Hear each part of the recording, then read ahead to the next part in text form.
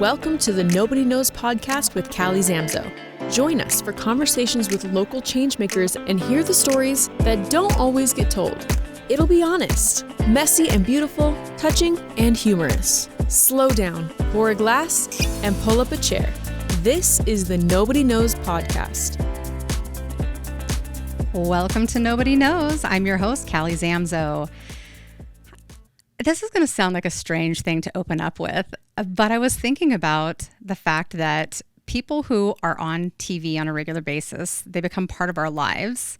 And I was thinking about the fact that particularly newscasters, they become like you think you know them.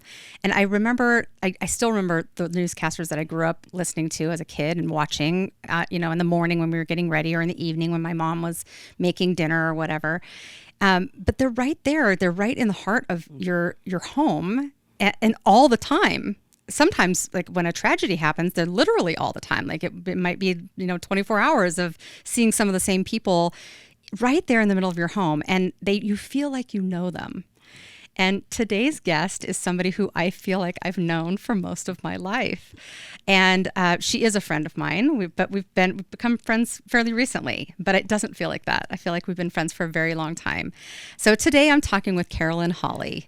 She's the Vice President of Development for Idaho Business for Education, and she's one of Idaho's most beloved storytellers.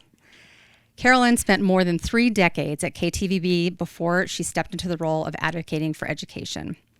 And I'm so happy that you're in the studio with me today. I'm looking so forward to this conversation. Welcome to the studio. Oh, you are the best. Thank you for allowing me into your home and allowing me into your life as you grew up. Yeah. Well, it's my mother. You're thanking my mother. Okay, really. Thanks, Mom.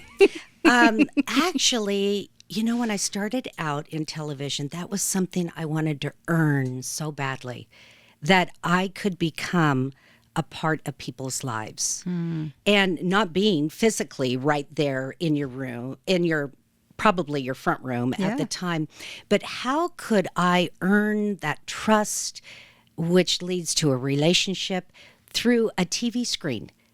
And it is remarkable, isn't and the world was very different in TV then. We didn't have the social media and everything where you really do get to know the KTVB anchors even more now, about their family.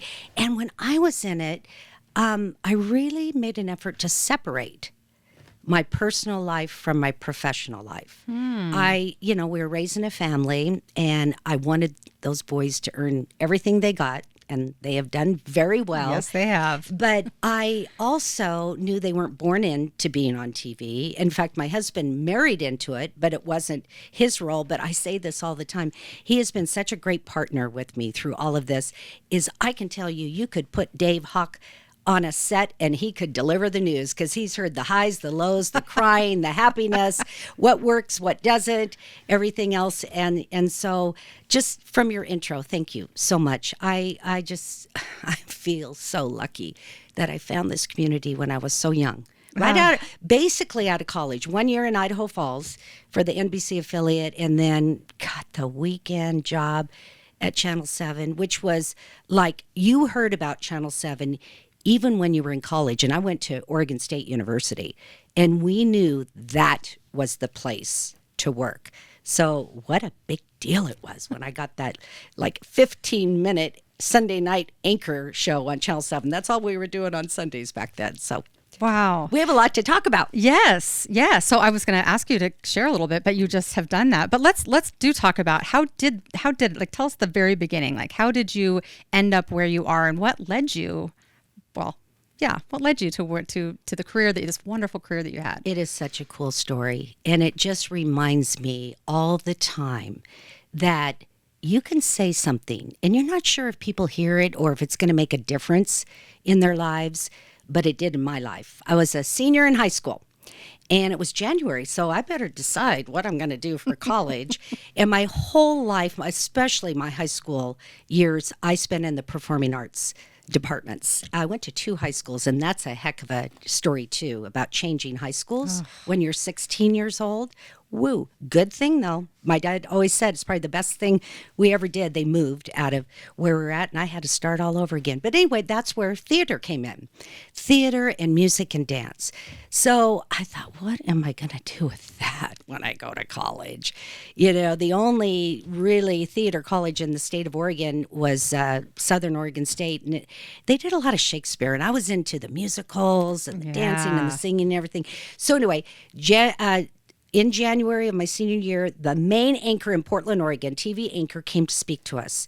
And Callie, he said this. This is all I remember about what he said. He said, in order to be a great anchor, you have to be a great storyteller.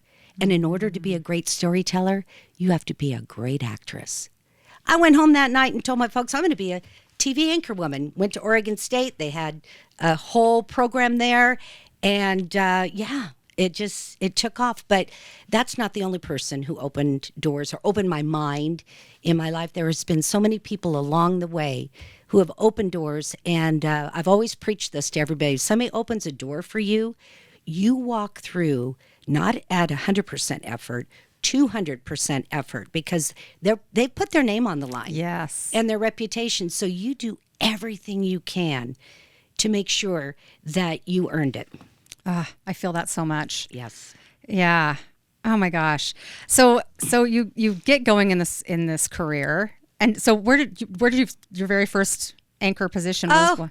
Idaho Falls, Idaho, and had never even been in the state of Idaho. Okay, this was several decades ago. I mean, I can't believe I'd never been in Idaho. I grew up in Oregon, although I grew up on the west side of Oregon. But anyway, flew in, took the job sight unseen. I was so excited to get my first job in television. And I'd only been, I had an internship with the NBC affiliate in Portland that was going to last only 3 months. I knew that. So I was only looking for a job for 2 weeks. And they came a-calling, got on the airplane with one suitcase that had one fork, one knife, one plate, hardly any clothes, because I'd just come out of college. I packed it all into one suitcase, flying over, about ready to land in Idaho Falls, and I see these different patches, colored patches of land, and I think, oh, that must be how they grow corn. Nobody grows corn over there. Corn is high, right?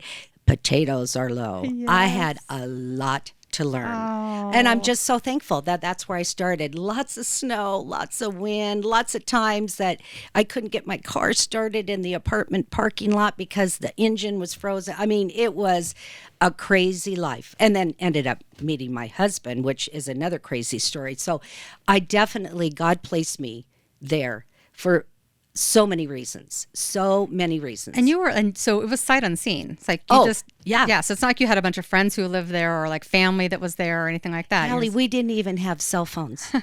We had to pay to call long distance. I find where I'm going to live. My first day I'm there, I call my mother from a payphone. I was excited. She was excited. Mom and Dad, everybody was excited. But I call from this payphone and I hear her voice. And I just start bawling. I just start bawling because I am all on my own. It gives me shivers to think about it. But man, I grew up, and my first 3 weeks I was there, I didn't have a car. I would walk 3 miles every morning in the cold, because this was like October, November. And I would walk in my really hip cowboy boots. I didn't have snow boots on. I think there was snow on the ground because I had to be hip. Of course. And I would walk every day 3 miles to work and every day back 3 miles for my first 3 weeks of work. It's just what you did. Yeah. Don't feel sorry for me, anybody. That's Well, and it's also, I think it's also youth, right? Like this is the thing that as you know, I'm acutely attuned to people going out on their own right now as my daughter is, across the country. And I find myself just reminding her, like, this part of your life, this time where you're learning just how to set your alarm, get yourself up, brush your teeth, get yourself fed, get to wherever you need to get going, do it on time, uphold your commitments, like all those things. When you're by yourself doing it for the first time, it's rich. It's rich with all sorts of lessons and really learning who you are. Like it's your first opportunity to really like settle in and say, oh, this is who I am and this is how I do things, or this is not how I do things, because you do a lot of learning of that too. She is going to think so much about her family foundation. I really do believe that's where it comes from. When you think, shall I do this way or not, or should I really try that? Something's telling me in my gut that isn't the right decision for me to make.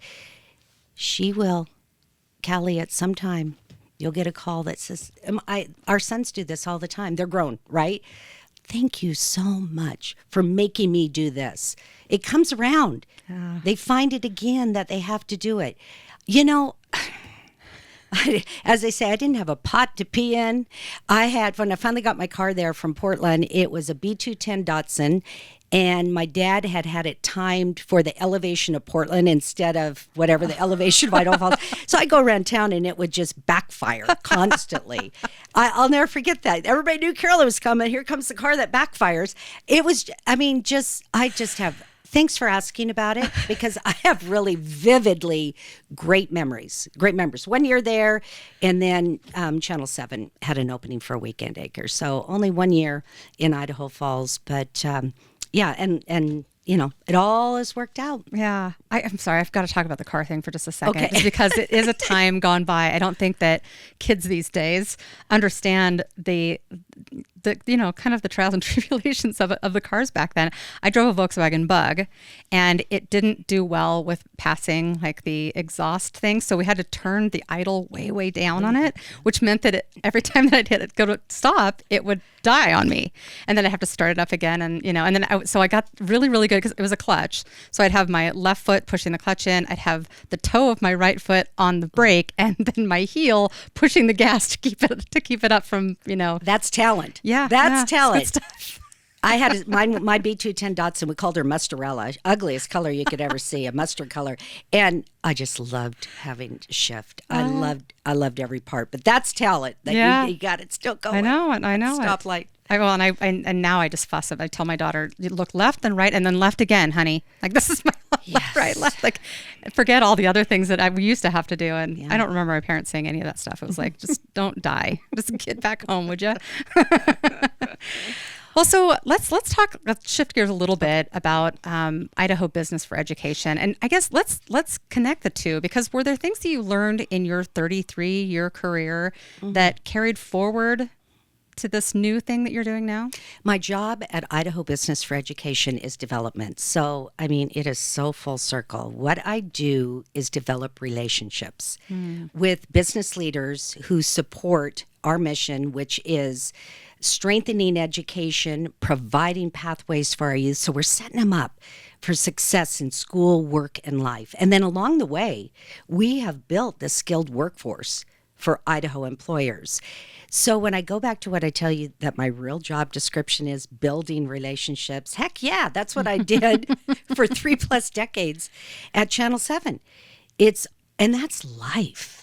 I can't believe I get paid for this, but I used to say that at Channel 7 too. I can't believe I get paid to be this anchor woman at Channel 7. I can't believe that I get paid to be the VP of Development at IBE.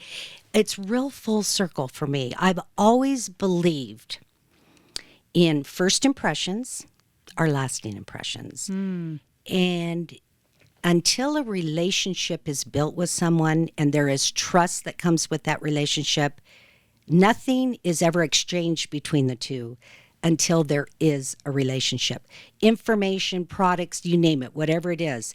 You've got to take time to build that relationship, which I believe is based on trust, and then fulfill it. And building relationships isn't tough. It's exactly what you're doing right now. It is asking people about themselves. Interesting. People love to talk about themselves. I guess that's true. I'm thinking about, because you and I met recently. Yes. And you said the first impression part and just the getting to know. I mean, you're masterful at developing relationships. I felt close to you within probably 15 minutes of us starting our conversation. What did we talk for about an hour at a coffee shop? And it was so quick. It was very, very quick that I felt like we found common ground. We had a connection. And by the end of it, we were hugging and I was like, this is my new friend. Yeah, you're very good at that. I love people. Yes, you do. I love people. I love being all in too. I love if it feels right. Yeah. And believe me, you did learn a lot of that in television about whether something felt right or not about a relationship. Believe me, there have been plenty of people who wanted to hang with you or whatever because of who you were. And I just feel lucky that I recognize that right away. But I think the master of all of this is my mother. I had the greatest role model. In fact, she would say, I love people so much, I think my heart is going to burst. And it did at the end. It did. But I learned more about her, I think, at her funeral than I knew about Miss Sunshine. And she was always the one until the end. And she lived a long life that got all of her friends together.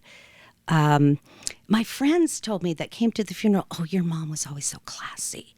Your mom was always so put together. Your mom had the most interesting questions. And I thought, didn't everybody have a mom like that? So I think she could have done what I was able to do. Instead, she was a long-distance operator. And people are like, what was that? Well, back in the day, they would plug in, and she had a great voice, and that's what she did in the beginning. But so she loved to communicate like I do. She loved people. I was raised where our home, you were very welcomed in, and we love to have you there. I love hearing about other people's moms because I'm also a huge fan of my mother. We have a wonderful relationship, and she still is my go-to when things go on in my life. I'm calling her and, crying to her or excited about, whatever's going on. And in fact, I just got a text from her right before we went on, just saying that she's thinking about me as my daughter is taking flight. And, there's a connection with our moms, I think, that matters a lot. And it shapes who we are as women. It sure does. And I'm so glad you have your mother Me right too. now, and that you realize that you're such a fan of hers. I think that we get so busy raising children and having careers and everything. We just go. And I'm not one that regrets anything. I really don't. But I would say I wish that Mother was still here so I could ask her some of those questions I need to ask her at this time in my life. Kids are grown, but what's happening to me physically? Yeah. What's all that, you know what I mean? Yes. That they didn't talk about any of that back then. And I just had some eye surgery. And it's like, I have no idea if she had this eye surgery. Asked my sisters about it, and I'm like, why didn't we pay attention to those things? So I'm glad that you have your mother here. And anyone who's listening right now, mother, father, and whoever that might be, whether it's blood or not, right? Whoever Absolutely. Mother and father is in your house, in your life, slow down, spend time with them, and be a great communicator, which means be a great listener. Yeah, isn't that the truth? Soak it in. Don't think about what I want to ask them next or putting in, oh, this happened to me. Soak it in. You'll have plenty of time to talk on your own. Yeah. Yeah. I also have, my mom's a twin.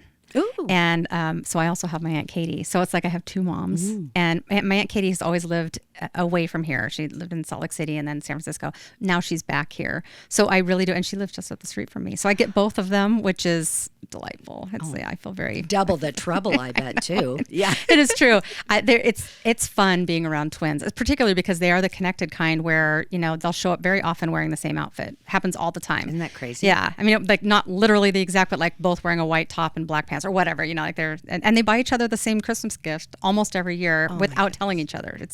They're very fascinating people. God works in mysterious ways. That's the truth. Okay, well, so let's talk a little bit more about Idaho Business for Education. Okay. This is something that I personally am very intrigued by, and I'm curious about it. I'm curious about. I love the premise, and I'm curious about the puts and takes. Like, what are you doing? What are you and your group doing to help with education in Idaho and then keep educated Idahoans here? Well, it's changing all the time, as anybody who keeps track of education. This is probably the a time when it's changing the most, as far as how children are being educated and the opportunities that are out there. Let me go back just a little bit. So IBE, we call it, has been in existence for 20 years. It was created by about 5 CEOs in Idaho, and I'm going to talk about one of our founders because I absolutely adore him, Mr. Skip Oppenheimer. Skip is the godfather of business in this town, as far as I'm concerned. But Skip is, talk about a follow-through, trusted individual, that type of thing. Anyway, 20 years ago, these guys said, as business leaders, what is business doing for education in this state? They, like, what's that going to mean to our workforce? This was 20 years ago. This was a time when our children were leaving the state to get educated and not coming back because we didn't have a lot of employment opportunities for them. So anyway, through the years, what have we done? We work at the State House, and we work to strengthen policies that make sense for education. So we have the members in IBE, there's over 220 business leaders statewide, are highly respected because they're business leaders. They're the business core of the state. So when they go in and talk about policies or what's good or give input, they get a lot of respect. It isn't the individual members, it's members of the staff that go in and work at the State House. So as far as the State House, I mean, we have several members on the State Board of Education as well. We work to strengthen education in the state. Some of the things we've done recently, help with that launch program. And if you know anything about that, that's the governor's initiative. He's had it a couple of years. It's so popular. If a graduating senior is going on, this will help them financially if they're going into an on-demand career. Did you know that the number one reason kids don't go on and do anything after high school is because of the finances? Oh. What it takes. So this was the governor's answer to that. Every year it's going to have to be funded. So we watch that really closely. We're very proud of what's happening with the early literacy dollars, which we fought hard for. So those were the dollars that allowed kindergartens to go all day, kindergartners, and it was all about early reading. I want everybody to stop and listen to this because I didn't learn this till I was a grandmother. Kids learn to read until 3rd grade, and after 3rd grade, they read to learn.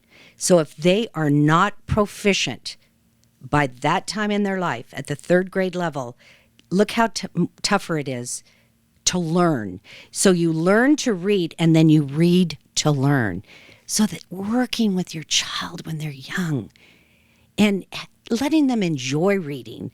Are they comprehending what they're reading? Are you giving them the why they need to know this type stuff is so important. We just saw the dial start to move. Our younger people in our state, our youngest citizens are getting there at the proficiency level. So bravo. That education is the equalizer. It is. It is the equalizer for youth. No matter where you come from, poverty, bad home, whatever. If you can figure out what ignites you to learn, and then you use that and learn, you can do anything. You can do anything. Now, this is from a young gal that really didn't take school very seriously. Like I said, I grew up in the performing arts side, but I was motivated to learn because I had to have good grades in order to be in the musical or do anything extra special at school. Grew up in the public school system. I got a great education. But anyway, I want everybody to know about the reading. So I'm really excited about that. We also are responsible for the career ladder for our teachers so that they have an idea of how to earn more while they're going up the career ladder. Oh, interesting. Yeah, there's been a lot. I've been with IBE, I think it's 5 years now. So some of these victories, the career ladder came before me, but I'm very proud of all of that. And I think we need to talk about the good things that go on with education. This is our future. Yeah. I was just going to say that. I'm trying to think about people who are like, yeah. Who maybe aren't resonating. Because to me, I hear these things and I'm like, education is where everything begins. But I think sometimes, especially with people who are marginalized, they don't get like pulled into the stream, so to speak. As far as like, are you learning to read at a particular age, and are you, there, and I think those are the ones that are most at risk. They're the ones that are that they get behind the curve, then, like the curve that you're talking about, and it's exactly right, and that's why I'm very proud of IBE, because we stand up and we support those initiatives that help all kids, right? All kids, no matter where they come from, economics or whatever. If I could say anything, if you wanted to ask me, what could people do for education right now? Well, the number one thing I would say is get involved. It's so easy to be on the sidelines. It reminds me of Little League. We got really involved in Little League. I mean, we had a huge Little League that we were involved in, and people are, oh, look at, my kid isn't playing, and he's not getting enough at-bats. He isn't doing this. Well, I thought to myself, get involved. See what kind of work it takes. Oh, the fields don't look that good this summer. Well, get involved. Come out for field day. Figure out how to get involved. But in your schools, I would encourage you to have conversations with your child's teacher. If you've got a skill set, they would love to have you volunteer in the schools. And believe me, part of our members do a partnership with some principals and superintendents, and our business members find out this ain't the school that I went to. Things have changed completely. Yes. So if you want to sit on the sidelines and complain, you're always going to be on the sidelines. In my life, you'll get involved. And I invite you to get a hold of me at idahobe.org. And I will tell you so much more if you'd like to get involved at the mission level of what we're doing in the state of Idaho. It's so cool. It really is. It's very cool what you're doing. And all of us benefit. Yeah. And it's so full circle again. Yeah. It's so full circle for me, because back in my day, our schools were the hub of the neighborhood. We hung out there. Yeah. We played, and we hit the ball over the roof of the school all summer long. Hope it didn't get stuck. Yeah. That's where, we went for musicals. My dad coached. It was called Golden Ball basketball back then. It was, you used your school gyms, you use your school auditoriums. Mother was in the PTA. That's what we did. It was, and it still is very important to neighborhoods. That should be the hub of your neighborhood. You should be using it all the time. Yeah. Yeah. So true. I think about that, and I realize, with my growing up, it definitely was. I think less so as with my daughter, and I'm guessing less so even more but you're right. That's where a lot of learning takes place. It's where a lot of just cultural understanding takes place. It's, yeah. And that's where people used to be neighborly. Yeah. As well. Now, like you said, used to be. Yeah. Well, I just feel like, didn't you know? I don't know. I grew up on 36th Street, we called it. And so we were the kids that played baseball a certain way. And it was a different time in our lives. But our friends, my parents' friends, I'd call them auntie or uncle, and walk inside their house without knocking on the door. It's just what we did. We rode our bikes everywhere. It was great. It was great. And we'd also leave first thing in the morning, and we'd come back in the evening. And we came back just fine. And we drank out of a hose. Oh, yes. You've heard all the stories, everybody. And we can get back to basics. But as far as education, get involved.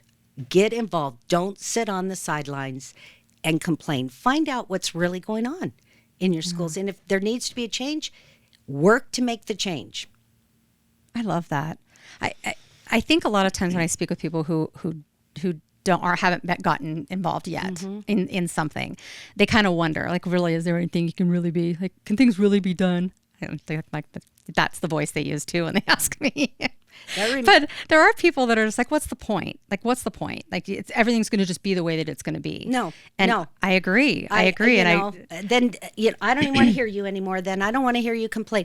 So I'm a real advocate of voting as well. Yes, me too. And there definitely is a feeling among our some of our younger generation. Why should I vote? It won't make a difference. It's just one vote. And I just turn to them and say, so if everybody thought the same way you do, then who would be voting?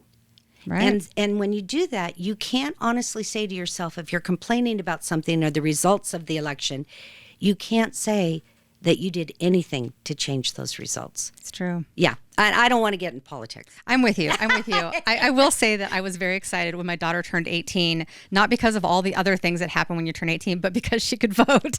Yes. And she was excited too. She's like, I get to register, I get to vote. And so, yeah. Wonderful. You did a good job. My father took me to, I think it was the post office when I turned 18 to register to vote. Yeah, my parents too. Yeah. It was a big deal. It was a big deal. It's about as big as getting your driver's license. Right. Yes. So true. Okay, so shifting gears a little bit, you're involved with a lot more than, you're involved with a lot of different things. How do you decide? How do you decide what you're going to put your efforts and your time towards? It's been an evolution, and I have enjoyed being involved in a lot of nonprofits and boards and that type of thing. It started with my kids growing up. I think I could see again. Don't sit on the sidelines. Get involved. And that didn't mean that I wanted to change anything, but I was like, oh, this is an outlet to help teams that they were involved in, schools they were involved in, and that type of thing.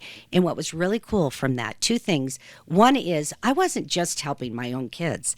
I was helping all the youth, because it's been mostly youth-centered, a lot of it. And then the incredible friendships that I made volunteering, incredible friendships. And also talk about earning trust. You sit next to somebody that might be a CEO of a major company in this town. We're both volunteering with this effort, and they see your follow through, you see their follow through, you form again that friendship that you wouldn't have if I was just running in with a camera and a mic and wanting, 15 minutes of their time to ask them a question. So I really love that. And then it did turn into probably the biggest thing that I ever did was president of the board for the Faces of Hope. And that people ask me all the time, because it's an organization that takes care of victims of domestic violence, sexual abuse, elder abuse, lots of abuse at no cost. And I saw it as something that this community needed. And because we saw people at the worst time in their life. And it was led that for 7 years. Tommy Alquist was the first president of the board. I was the second. And it started out, we always say we started as a T-ball team and we made it to the major leagues. So there was a lot of growing that went on, a lot of development of boards and that kind of thing. Not my strong suit, I will say. I am a cheerleader and a leader, and I will put my name on something if I think it's right. But here's a key. You asked, how do you choose what you get involved in? Can you lay your head on your pillow every night and say, I did some work today that changed somebody's life for the better? My own, somebody I don't know, somebody within my family, my community, my coworkers. Did I do anything today to give back? Think about that when you're looking at all these avenues, because we are a wonderful volunteer community. Yeah. Our forefathers were sitting on their shoulders, man. They led the way. It was great what we enjoyed today. This is a great community, but it's taken a lot of people who have said, okay, I'm going to put the work into it. And it could be the finances into it. It could be the work. Everybody has something to give. Yeah, I agree with that. Oh, gosh, I could go on and on about that particular topic. I do run into people sometimes who are surprised by having time to be able to give back to the community. So people are like, well, how would you even have time to do that? Or how do you, how are you able to make that a priority when you've got a whole bunch of other things going on? I mean, you've got a family and you've got, and your business and yada, yada, yada. And I think, again, it goes back to how it sounds like you were raised the same way. It was always built in. It was always built in. Like the point of life is to be doing those things. Some of these other things are things that you maybe have to do to earn the money to there's a lot of have to's. Right. And I think that one of the things that is a want to, just as part of your character and how you want to live your life is how do you give back, and how do you become a member of the society and make a difference. And I think you should think long and hard when you decide to be on a board, organization, whatever it is, that you are fully in. Because we count on board members. And what is the expectation of the organization? Ask yourself that too. Ask questions, because we did find the time. We have found the time. Our parents found the time. Generations found the time, because we fully believed in it. Right. And we jumped in with both feet. We're going full blast. And, and it usually ends up you're in a leadership position then when you do that. So make sure that you have the time to do it as well. But I also think prioritizing. In my life, believe it, everything you're saying, and people think I'm so busy and everything, family has always come first. And when you really understand your priority, there is a power to the word no for asks that come around. That's true. It's powerful when you can say no. No, because this is going to interrupt my time with my family. No, because, I turned down a lot of things. I'll never forget this one. Can I tell you this real quick? Absolutely. Okay. So one of my sons is pitching like in Little League. It's regular season, right? It's not that big of a deal, but sports has always been a big deal in our lives. And I get a chance to fly with the Blue Angels. Oh. And I say, no. And my power of no right then was because I'm not going to miss this opportunity that I will never get again to watch that 8, 9, 10-year-old boy, who, however old he was, pitch on that mound and share the successes or failures that happened during that time. Once I really figured, and that took me a little time to figure out my priorities, because I was working nights. Yeah. I had the 10 o'clock show. So we were gone Monday through Friday nights in the household. And so, but I always made it to all their games. In fact, Kevin, who was the catcher, and he went through college, he says to people, he'll raise his hand, 5 fingers here, and he'll say, that's all the games my mom missed from T-ball until I ended my collegiate career. Oh, that's awesome. That's so great. I wouldn't have missed it. I don't want anybody to miss those times. Yeah. You never get it back. Your children know when you're in the stands. They know when you're there, good, bad, whatever. And don't talk about the wins or the losses. How did that experience create that human being that you brought into this world? Well, and it extends beyond our own kids too, because when we're the mainstays and we're there, we become the parents that can't be there too for the kids who, Yes. And that part was also delightful. Rafi was a volleyball player, so we were at every volleyball game, and a lot of times we were there cheering on some of the kids whose parents couldn't be there. So important. Yeah. So important. They know when you're there. They may not say anything at the time, but they know when that cheerleader is in the stands for them. And that cheerleader means I'm behind you 100%. My husband used to be a youth baseball coach. I love this exercise. This became more at All-Star time. So that was more where families were very dedicated the whole summer to playing ball. And the first thing he would do at practice is he'd send all the players away. Go play down on the T-ball fields, figure out a game. And he'd put the parents in, he'd ask the parents to go the position that their child plays out in the field. And we'd play a game. And I'll just tell you my experience. I had a pitcher and a catcher. Okay, pitcher, I had to try to throw that ball over, hit that square that would make a strike, right? Okay, catcher, are you kidding me? You want me to throw it to second because somebody is stealing from first in a crouch position? The whole idea of this was come here and support your child. This is a game that takes skill. I want to teach him how to, catch safely, hit the ball safely, run the bases safely. Leave that up to me. But you need to be here to be their cheerleader, and you need to be there for them and support them, not negative energy anytime, because they're trying. Yeah. They're trying to learn, and we are building human beings here. So I thought that was the greatest thing for him to put us out in field. And, so good. And have us try to be ball players. Yeah. Yeah, you can do that in different things in life. You could do that in business. Think about it. Well, I like to consider myself a garden cheerleader. And on that note, I've got a tip of the day, speaking of which. I'd like to cheer you on if you are sick of gardening at this point and your garden is, you've eaten enough tomatoes and you're kind of done with everything, and maybe you're ignoring it a little bit right now. My tip this week is take the time to clean your garden up right now. Your future self will appreciate it, because what happens is when you let your tomatoes just drop on the ground, those seeds are there and they will then come up next year, and you will have a whole problem on your hands with a whole bunch of suckers that you do not want. So save yourself some time next year by cleaning up your garden this fall, and your future self will thank you. You know, I used to say some of my bosses had never sat in an anchor chair. And I thought, what would it be like when breaking news is going on and they're running in the studio and saying, tell them this, tell them that. Well, that was disturbing to see somebody running through the studio while I'm live on air.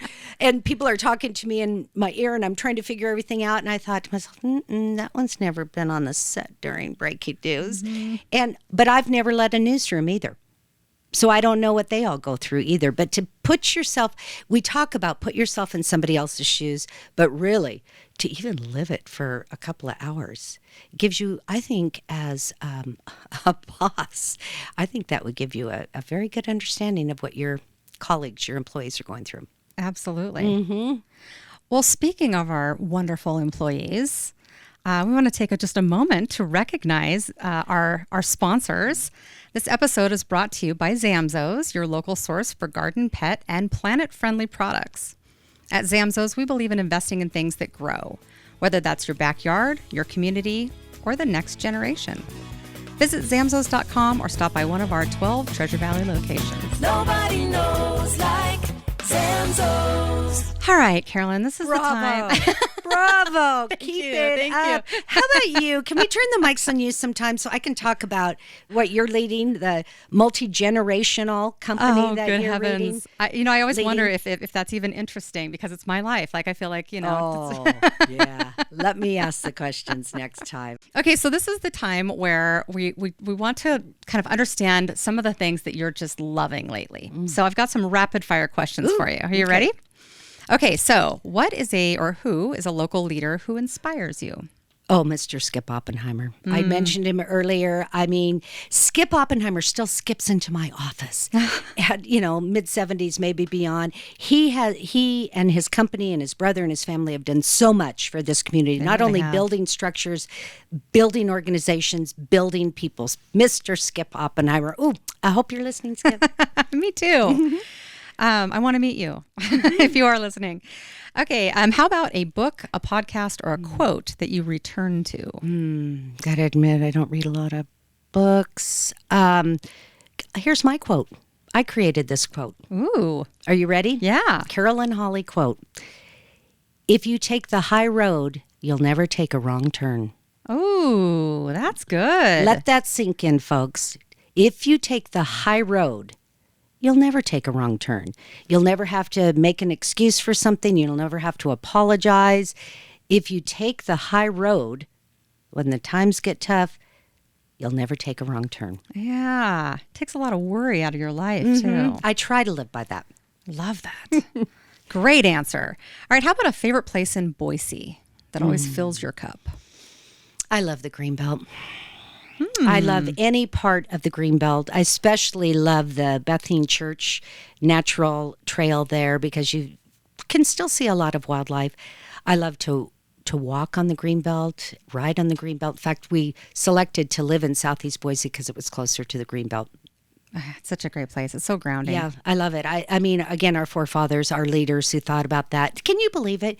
We have this clean river with a wonderful pathway stretching from Lucky Peak. I don't know how far it goes out to Eagle now. Yeah. Or whatever. It is incredible. Oh, and I do love our foothills. Yeah. I hike a lot in our foothills. Again, brilliant people that kept that sacred ground for pathways, and that we don't have a bunch of homes up there like we're living in Southern California. Yeah. In the podcast that I had with my daughter, there was a bit of advice. There was a moment of advice, and I was advising her to to find time to be quiet, to meditate or to pray or to, just quiet time. I need to amend that a little. Hopefully she's listening to this. You can also do it by just walking. And so she's going to be in New York City. So go find the High Line, walk along the Hudson, but find your way into nature, because that's another way that you can just, ground yourself and remind yourself that you're fully whole, exactly the way that you are, and that you can take on whatever's being thrown at you. And New York City, people watch. There you go. I mean, that's going to be such a creative exercise as well. Oh my heavens, you're exactly right about that. Okay, well, this is the part of the show where we ask the same question to all of our guests, and it goes along kind of with our jingle, the Nobody Knowz like Zamzo's jingle. So what we're curious about is, what is something that nobody knows? About Zamzo's? No, about you or about... You're like, what? About me? I love it. Or your life, and it could be just something, it's interesting what people have said. I think people aren't quite sure about where I've been a lot physically after retiring, semi-retiring from Channel 7. But my husband and I have created a working ranch in Montana. No kidding. Yeah, it's a ranch, horse selling ranch. So we buy, train, and sell ranch horses. You can doctor off of our horses. You can take them into the wilderness. You can rope off of them. And it's not a Yellowstone. I mean, it's nothing that fancy. And the oldest son runs it. It's called Hawk Colts. But why I would say that this has got to be interesting to anybody that knows me. I don't ride horses. Yet I own a horse ranch. That's wild. But let me tell you what I do. I drive a mean John Deere tractor. Oh, I love to drive a tractor. I That's bet pretty you do, great. Kelly. Yes. I bet you do. I don't get to do it very often anymore, Yeah. but there is a classic picture of me when I was a teenager, and a snotty teenager at that particular moment in time. And I didn't really want to be driving the tractor, but my dad got me up there because he was like, "You're gonna take on this task. You're gonna do this." So I was on the tractor, and I came back around, and when I got back to where the fence was, where I had been let off or like put on, I guess I should say, the family was all standing there with a camera. Like they were like taking pictures of me, and literally I'm the only one who's like working, and they're all on the sidelines taking pictures of me because it was probably miraculous that they got me. Well, I'm glad you got the picture. Do it again. Get back on that. I put my buck boots on. I don't wash my hair for 5 days. So great. I can even put the implements on. I can feed the horse. I can get the hay and take it out to the outdoor arena. Yeah. That's incredibly cool. Yeah, my husband's always loved horses, and he's never steered me wrong on some of the properties he's bought and that kind of thing. And so, yeah, I'm along for the ride. So I spend quite a bit of time, especially in the summer, in Montana.